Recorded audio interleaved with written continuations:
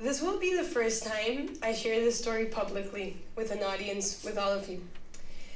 It's a story about an incident that happened when I was living in an orphanage in a Bangladeshi slum, where my French ex-boyfriend also lived.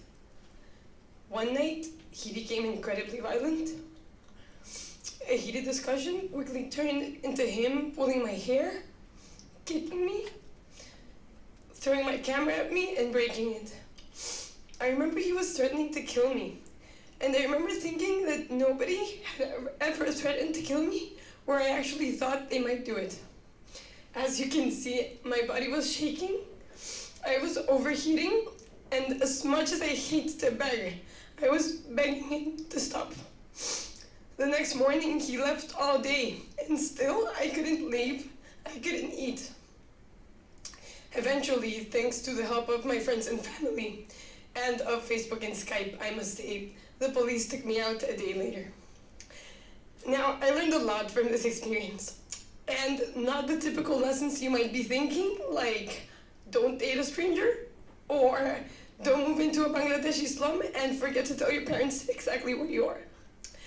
I mostly learned from the kind of questions people asked me, and I learned that the questions we ask or don't ask matter, because they define the kind of solutions we come up with. So what questions did people ask me? You guessed it, the most common one was, why didn't you leave? But also, how'd you end up with such a crazy guy? Or my favorite one, why'd you get in trouble so far from home? Couldn't you get in trouble in like New York or something? Why Bangladesh? As if, of course, I had planned all this. As far as I know, the guy went unquestioned. He got away joking with the police in Bengali, pretending this had all been a misunderstanding. I know this seems to fit really well with the recent hashtag #MeToo campaign, where women who've been victims of violence are sharing their stories on social media. But I actually think #MeToo misses the point.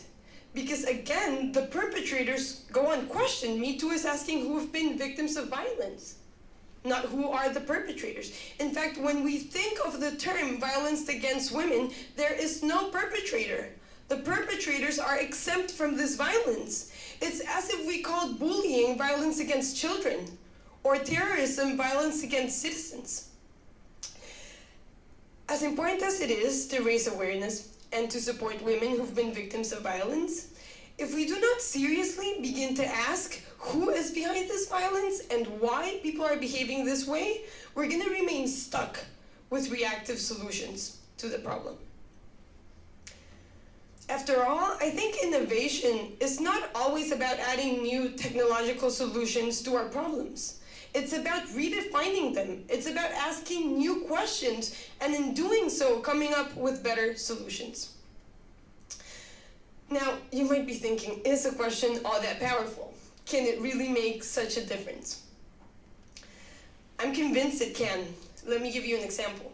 In the United States, it used to be legal to separate children into black and white schools, as long as the schools were equal, as long as they had equal conditions. So for a long time, people were stuck in this debate asking whether this black school was equal to this white school. And it wasn't until 1964 when Supreme Court justices decided to ask a different question. They asked instead, is separate ever equal?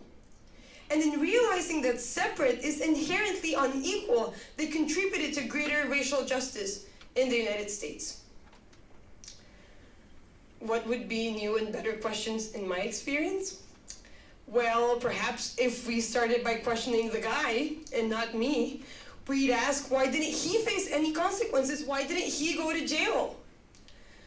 But I'm still not convinced. I don't think those are the questions that are really going to turn things around. When someone does something wrong, we're inclined to ask, how can we punish them?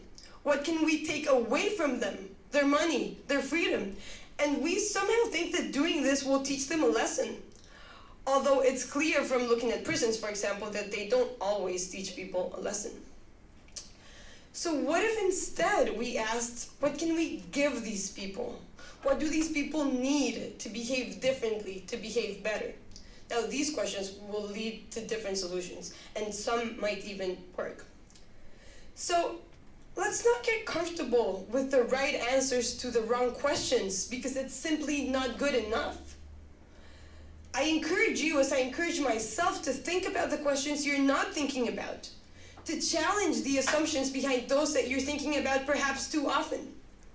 And most importantly, don't ever be afraid to pose a different question because it might just be the one that leads you, your division, or your community toward a whole new direction of change. Thank you.